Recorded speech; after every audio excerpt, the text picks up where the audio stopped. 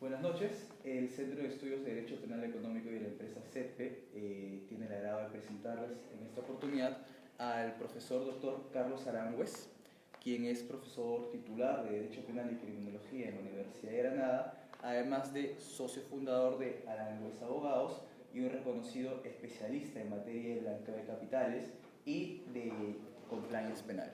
Profesor, buenas noches. Buenas noches.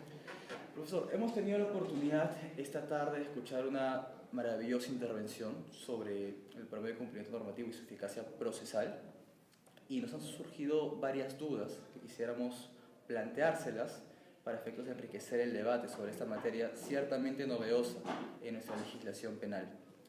En primer lugar, profesor, respecto a los programas de cumplimiento normativo en materia penal o los compliance programs en general, ¿usted considera que estos programas de cumplimiento deberían limitarse únicamente al ámbito penal? Tal vez deberían abordar aspectos de otros ordenamientos jurídicos fuera del ámbito penal, o quizá ir más allá, por ejemplo, abordar la prevención de determinadas conductas que puedan de una u otra manera vulnerar o poner en riesgo de vulneración las políticas internas de la empresa o el propio código ético de la empresa. Por una mera política de optimización de costes, yo creo que el programa de compliance tiene que ir mucho más allá del compliance penal. Desde luego este es su objetivo principal y eso no se puede perder de vista. Pero una vez que hemos obtenido unos datos y hemos invadido cierta parte de la intimidad del empleador, ahí hay que obtener que hay la máxima rentabilidad, hay que compensarle por ese esfuerzo que ha hecho. Es algo así como si nosotros tuviéramos una extracción sanguínea y después solamente analizáramos pues, si esa persona tiene cáncer o no, pero no le pudiéramos decir si tiene anemia o no. Bueno, claro que es mucho menos importante y claro que es un oncólogo el que ha promovido pues ese análisis sanguíneo, pero si puede dar esa otra información que es interesante y que efectivamente rentabiliza el sufrimiento de la prueba médica, ¿por qué no lo vamos a hacer? Con el compliance pasa lo mismo. Nosotros ofrecemos todo, es decir, no solamente el compliance penal, sino también normativo en materia civil, laboral, mercantil, pero es que además también evaluamos determinadas cuestiones vinculadas a las buenas prácticas, al riesgo reputacional, a la imagen de la empresa e incluso estudiamos los factores de victimización, es decir, no solamente la prevención de delitos, sino también qué puede hacer esa determinada persona jurídica, esa empresa, para prevenir que sufra determinados delitos, cómo puede reducir la probabilidad de ser víctima de una infracción penal. No solamente nos centramos, por tanto, en cometerla. Y eso es algo novedoso, pero que parte de esa filosofía de ofrecer el mejor servicio posible una vez que se ha iniciado un asesoramiento en compliance. Justo sobre ese último factor, profesor, el de victimización, evidentemente se ve que es un factor novedoso. ¿Usted lo considera un elemento que debe tener los programas de cumplimiento normativo o es un plus adicional? Porque ciertamente en el Código Penal español, la reforma de 2015, donde se exponen los elementos mínimos que debe tener un programa de cumplimiento normativo, pues no está el elemento de evaluar la victimización, tampoco en la ley peruana, en la ley chilena, en el decreto legislativo italiano tampoco. Por supuesto, es un plus, es una ventaja añadida. Es decir, es algo que mi empresa ofrece como un valor añadido a nuestro trabajo, como un interés más por el que puede contratar un programa de compliance. Claro, realmente parte de esa idea que exponíamos antes. Una vez que te sometes a una consultoría, obtén luego la mayor rentabilidad posible.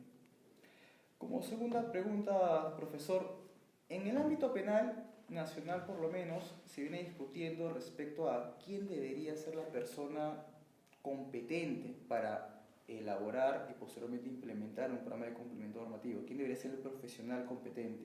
¿Usted considera que esto debería reducirse a un grupo de abogados penalistas o debería abarcar la intervención de algún otro profesional? Bueno, hay una auténtica guerra en el compliance entre economistas y juristas. Por una parte, los conocimientos de los procedimientos de gestión son fundamentales, pero también el conocimiento de la ley. Por tanto, yo creo que es importante que haya equipos mixtos de trabajo. Hay que diseñar las empresas siempre partiendo de que al menos haya parte de economistas y parte de juristas, no solamente penalistas. Penalistas son esenciales en la medida de que el núcleo duro del compliance es penal, pero también buenos conocedores del derecho administrativo, civil, mercantil, laboral, que puedan aportar esa visión absolutamente transversal del ordenamiento jurídico. Es más, la incorporación de criminólogos puede ayudar muchísimo a la elaboración de un buen mapa de riesgos. Profesor, ahora respecto al contenido y estructura de estos programas de cumplimiento normativo, ¿cuáles considera usted que deberían ser los requisitos mínimos que deberían contener? ¿Está de acuerdo con los requisitos expuestos, por ejemplo, en la ISO 19001 o usted agregaría otros más? Vamos a ver, para empezar, desde luego, la estructura organizativa, el mapa de actividades, el mapa de riesgos y luego pues lo que serían todo el manual de compliance básico, eso tiene que estar necesariamente. Sí que nosotros, por ejemplo, nos hemos centrado en algunas aportaciones que consideramos fundamentales y que no están exigidas en la ley. Por ejemplo, un canal de denuncias vía web, normalmente intranet, encriptado, para garantizar la confidencialidad, el anonimato del trabajador que quiere aportar una información relevante para evitar la comisión de una actuación delictiva o nociva para la empresa. Bueno, eso es fundamental y es un instrumento sumamente interesante. Los planes de formación, es decir, utilizar directamente plataformas virtuales para estar en contacto permanente con, sobre todo, en este caso además, con el compliance officer o las personas que dentro de los distintos departamentos vinculados al cumplimiento, como pueden ser prevención de blanqueo de capitales, de lavado de activos o antisoborno o evaluación de riesgos, control de calidad interno. Es decir, tener una formación absolutamente coordinada y continuada en la materia. Por supuesto, también aprovechar esa misma plataforma para dar la información escrita y puntual para todas las personas que trabajan en la empresa, tanto trabajadores como administradores de la misma. A propósito de un término que utilizó Compliance Officer, nos surgen las siguientes dudas. ¿Cuál es el papel del denominado, por ejemplo, en el derecho anglosajón, el Chief Compliance Officer? ¿Tiene el deber de garante? Por ejemplo, en el caso se incurra algún delito imputable directamente a la empresa, ¿también respondería el Compliance Officer? Por ejemplo, el Compliance Officer podría llegar a responder en lugar de que responda, en términos generales, el empresario. No, la idea es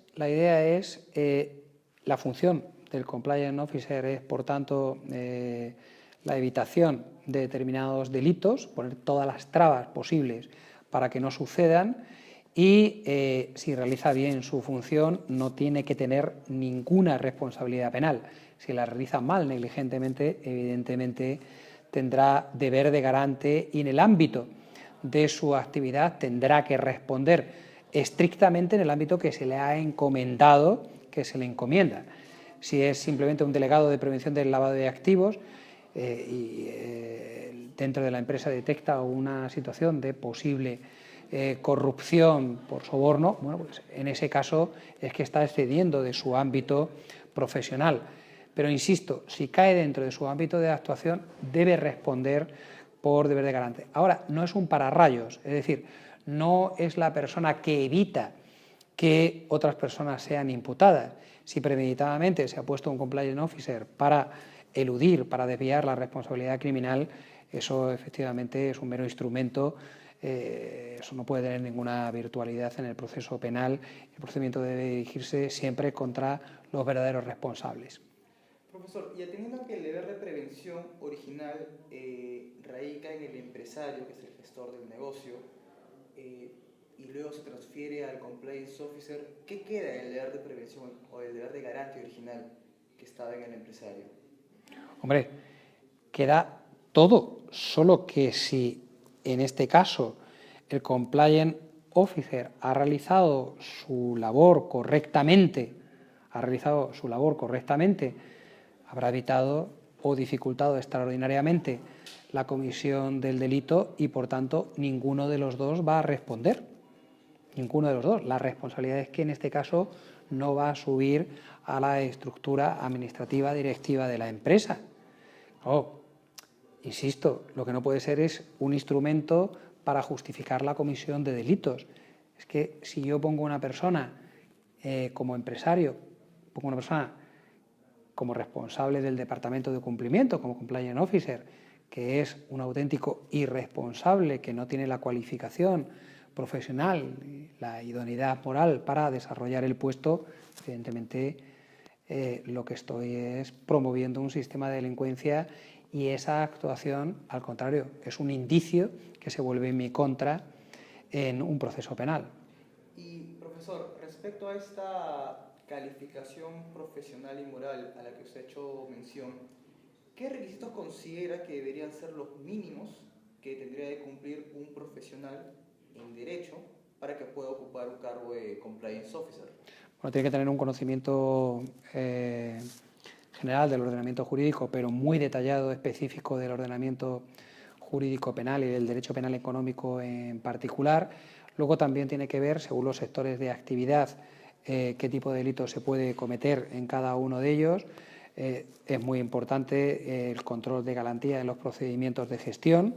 Eso es fundamental y es algo que no estudiamos en las carreras de Derecho, en los estudios de Derecho, y esa es la parte precisamente que dominan más los economistas. Y luego es fundamental para mí que domine las normativas ISO básicas, es decir, las normas de control de calidad esenciales para que puedan ser luego debidamente auditadas y certificadas.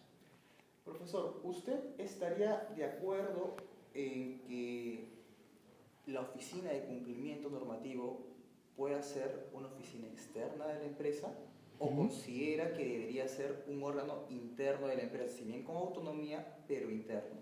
Bueno, las dos opciones son válidas, incluso una fórmula mixta, en las que es la que más me gusta a mí, es decir, que haya una persona dentro de la empresa, pero asistido para determinadas funciones por un órgano externo. O sea, eso es perfectamente posible.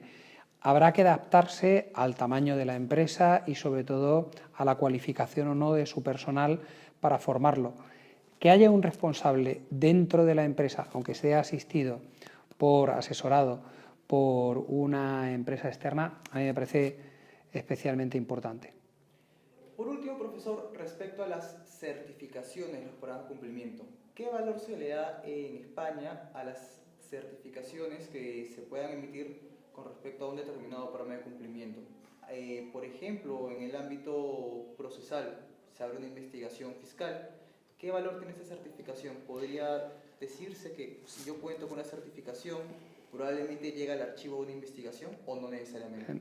No necesariamente. Eso sí, no necesariamente, pero es muy probable que, teniendo un buen sistema que haya sido pues asesorado, auditado y finalmente certificado, pues efectivamente se considere que existe un cumplimiento normativo. Ahora bien, también tenemos que hablar claro, siempre que no se hayan manipulado los datos iniciales por parte de la persona jurídica. Es decir, lo mismo que, ya que estábamos antes poniendo el ejemplo de la extracción sanguínea, pues que la sangre no se haya manipulado, no se haya extraído, sea de ese paciente en concreto.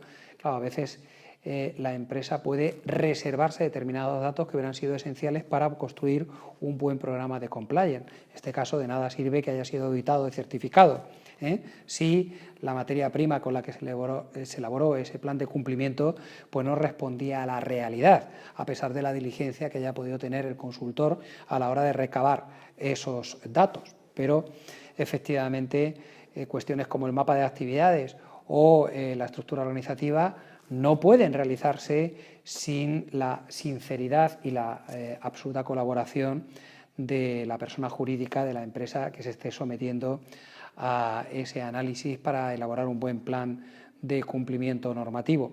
Ahora bien, el artículo 31 bis de nuestro Código Penal deja bien claro que tiene que ser idóneo y eficaz. Y un programa de compliance no puede ser idóneo y eficaz si no está debidamente auditado y certificado. Por tanto, yo creo que aunque es un coste y una complejidad añadida, sí que me parece enormemente importante que tenga las normas que cumplan las normas internacionales de certificación, de estandarización.